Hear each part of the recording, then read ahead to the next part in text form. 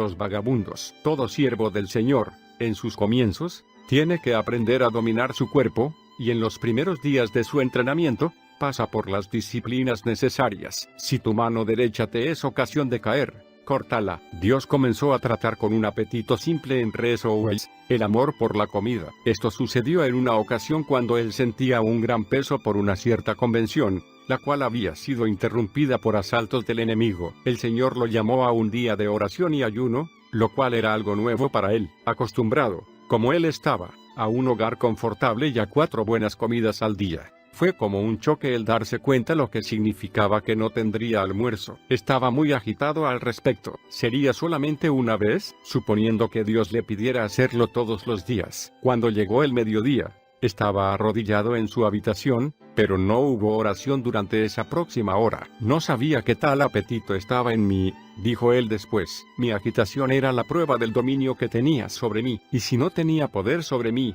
¿por qué argumentaba? A la una. Su mamá lo llamó y él le contestó que no iba a almorzar, pero ella lo llamó de nuevo, como lo haría una madre, y le urgió: no te tomará mucho tiempo el comerlo. El buen aroma que provenía de abajo fue demasiado para él, y bajó. Pero después del almuerzo, cuando regresó a su habitación, no podía entrar a la presencia de Dios. Se vio cara a cara con su desobediencia al Espíritu Santo. Me sentí como el hombre en el jardín del Edén, dijo. Subí la montaña y caminé kilómetros, maldiciendo a ese viejo hombre que había dentro de mí. Sentí que si Dios me quitaba el almuerzo hasta el final de mis días, estaría justificado por hacerlo. A algunos les parecerá que no hay nada malo en lo que hice. Pero una vez que uno es el canal de Dios, de ninguna manera puede desobedecerle o introducir sus propias ideas. Derramé muchas lágrimas y casi parecía como si él nunca me permitiría regresar a su presencia, hasta que me dijo: te perdonaré, pero no te quedarás sin castigo. Levanta tus manos mientras oras de 6 a 9 en punto. Éxodo 17, 11 y 12, Primera de Timoteo 2, 8. Mientras más cerca está una persona a Dios, más terrible parece ser el mínimo pecado. A continuación no almorzó por muchos días, sino que pasó esa hora con Dios. Como dijo más tarde, en el momento en que logré la victoria sobre ello, no fue algo muy grande. Fue solamente un paso para el próximo llamado del Señor. Es solo mientras deseas una cosa que no puedes quitar tu mente de ella. Cuando te sobrepones, Él puede devolvértela, pero entonces no te es imprescindible. No mucho tiempo después, y solo unos meses luego de haber comenzado el ministerio en el pueblo, el Señor le dio otra comisión para la cual estas lecciones eran una preparación obvia. Dios puso sobre él la carga de los vagabundos. Muchos hombres que iban a ser encontrados en este distrito errantes de lugar en lugar, sin hogar y sin trabajo. Deberían darle una oportunidad a cada vagabundo que llegara a la misión. Sería una lección práctica de lo que el amor divino es para el pecador que no lo merece. El Espíritu puso bien en claro lo que debían hacer: dar a cada hombre ropa nueva, buscarle alojamiento y trabajo y pagar su mantenimiento hasta que obtuviera su primer salario. Fuimos llamados a poner en práctica Isaías 58, comentó el señor Owens. Parte tu pan con el hambriento y a los pobres errantes alberga en tu casa, que cuando veas al desnudo lo cubras. En nuestro primer amor, habíamos condenado a todos los que no creían que la Biblia era verdadera literalmente, y el Espíritu nos movía ahora a poner en práctica nuestra propia creencia. El Sermón del Monte declaró las leyes del reino, y debíamos actuar totalmente sobre la base de ellas. Quítate la túnica, déjale también la capa al que te pida. Dale, amad a vuestros enemigos. Pronto me di cuenta también que la meta del Espíritu Santo en esto era llevarme al grado de vida en el cual amaría a aquellos a quienes nadie amaba. Mi naturaleza egoísta y amor natural tendrían que ser cambiados por la naturaleza y amor divinos antes de que yo pudiese amar a un vagabundo como si fuese mi propio hermano. El mismo día en que les fue dada esta nueva comisión, vieron por primera vez a un vagabundo en su reunión. Este hombre había estado en la carretera durante meses, sin trabajo ni alojamiento, y había oído los cánticos en la misión. Fue vencido por la recepción que se le brindó. Uno de los creyentes le proveyó habitación y le buscó trabajo. A los 2 días, llegó otro. Las noticias de la caridad hecha vuelan, dijo el señor Owens. Fueron llevadas a lo largo y ancho sin pérdida de tiempo, y llegó una cantidad mayor de la que esperábamos. No nos era permitido detenerlos. Si venían por su propia voluntad, no osábamos echarlos. Yo no los llamaba vagabundos. Prefería el nombre que el Salvador usó y los llamaba pródigos. Aprendí de acuerdo con 1 de Juan 4, 20, que no se ama al Salvador ni un poquito más de lo que debe amarse al menor de aquellos por quienes él murió. En todo, el Espíritu Santo estaba guiando a su siervo más y más hacia el secreto de la intercesión, la identificación del intercesor con aquellos por quienes ora. Lo había llamado a asociarse con Will Battery, lo cual tocó su orgullo. Lo había hecho responsable por las deudas de Jim Stakes, habiendo afectado su bolsillo. Ahora lo había llamado a compartir los sufrimientos físicos de los desvalidos, lo que afectaría su cuerpo. Debía aprender un poco sobre cómo sentir lo que ellos sentían y sentarse donde se sentaban. Los vagabundos no tenían la comida abundante que otra gente poseía, y Dios lo llamó a bajar hasta el nivel de ellos. Las casas de alojamiento del gobierno daban 2 comidas al día a los vagabundos, y el Señor le dijo a Rezouel que viviera de la misma manera, comería 2 comidas de pan, queso y sopa. Los ayunos a la hora del almuerzo habían sido una preparación para esto. La dificultad residía,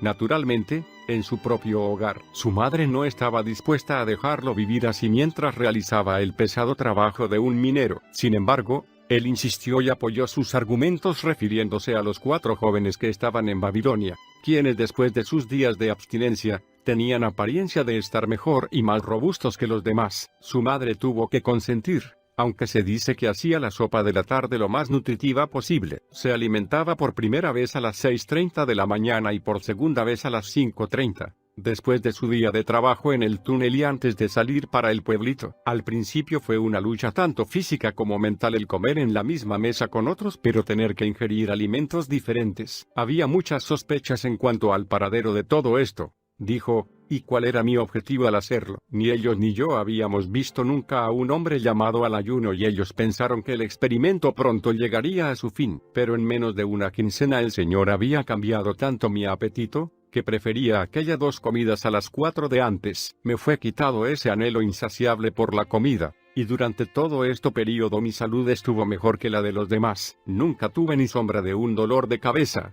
y mi cuerpo estaba en muy buena forma. Vivió así durante 2 años y medio. El suplir las necesidades de los vagabundos absorbió pronto las entradas del pequeño grupo de la misión, y fueron forzados a entrar más y más en una vida de fe. La parábola del amigo que viene a medianoche fue muy real para ellos en aquellos días, con una sola diferencia. Él fue a molestar a su amigo solamente una vez, pero ellos eran obligados a hacerlo casi todas las noches. ¿Probaron?, dijo Owens, lo que el reverendo Evan Hopkins acostumbraba a enseñar sobre las 3 posiciones: lucha, adhesión y descanso. La ilustración que el rey Hopkins usaba era la de un naufragio. Cuando la gente era arrojada al mar, en la posición de lucha, están en el agua debatiéndose en medio de las olas y están en necesidad de ayudarse a sí mismos. En la posición de adhesión están aferrados al barco, casi a salvo ellos mismos, pero no pueden ayudar a nadie más porque sus manos están ocupadas. En la posición de descanso están sentados en el barco, con ambas manos libres para ayudar a otros. La liberación resultaba cuando descansaban en Dios por fe. Cuando empezamos a ayudarlos,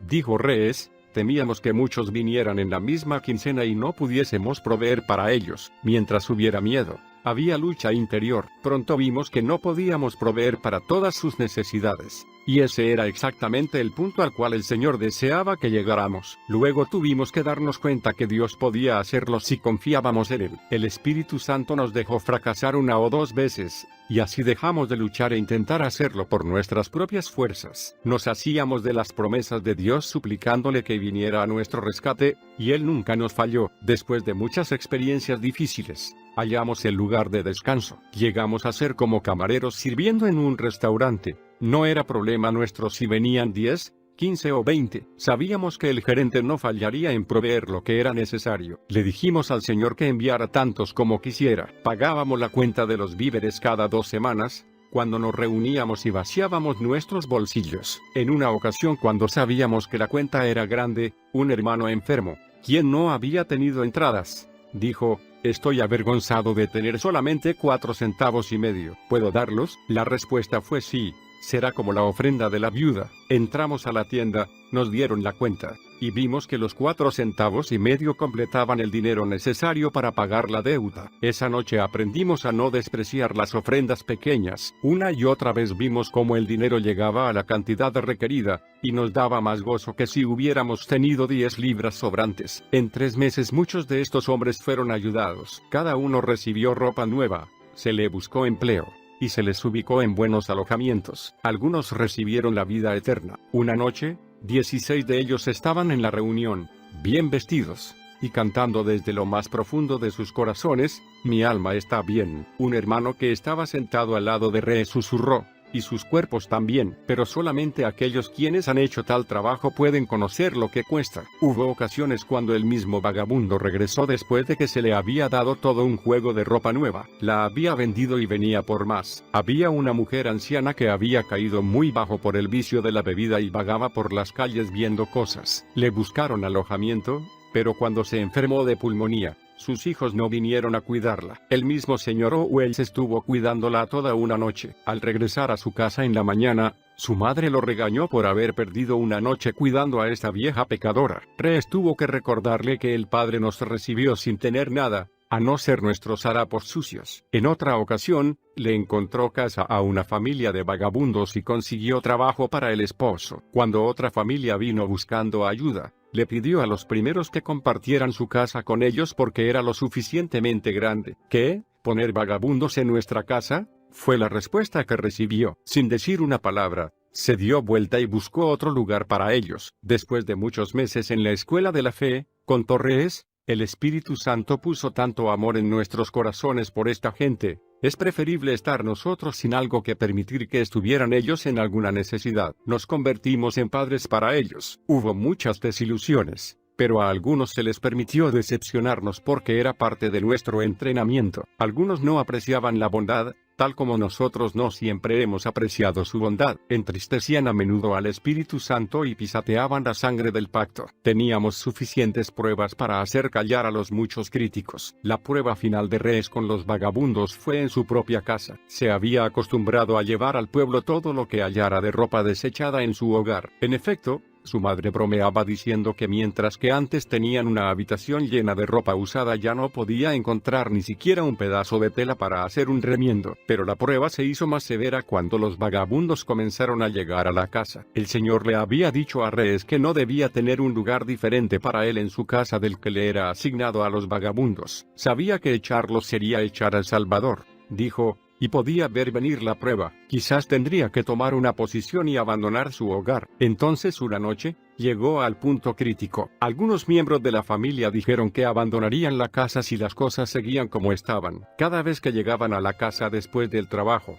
los vagabundos estaban allí. Se sentaban siempre en la silla de su padre y nunca se levantaban cuando él entraba. También dijeron que no se harían responsables si le sucedía algo a su madre mientras ellos no estuvieran en la casa. Fue una de las peores pruebas de mi vida, dijo Rees, al ver la posibilidad de que se dividiera el hogar de mi padre. Pero a él le fue dada mucha sabiduría en la respuesta que dio. Dijo a los demás: si no dejo venir a los vagabundos, ¿están ustedes dispuestos a que no deje venir tampoco a sus amigos? Todos nosotros traemos a nuestros amigos a casa. Si Rees se ha hundido tan bajo como para tener solamente vagabundos por sus amigos, a ellos también debe dárseles la libertad de venir. Se obtuvo la victoria, y lo más extraño de todo fue que nunca más volvió un vagabundo a la casa.